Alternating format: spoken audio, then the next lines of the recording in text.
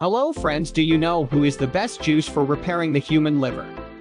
Most people do not know, and they destroy their liver. Today, we will talk about the best juice for repairing fatty liver.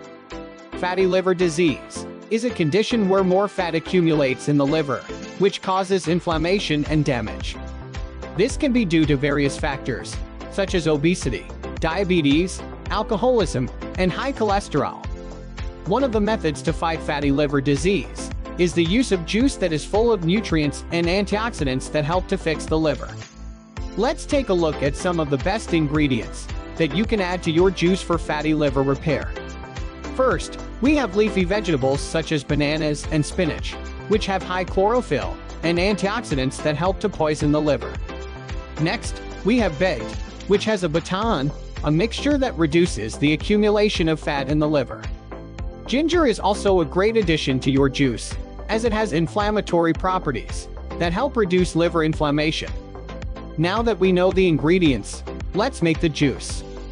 We will use bananas, spinach, beetroot, ginger, and some fresh fruits to make them sweet. And you have this, a delicious and nutritious juice that is best for repairing fatty liver.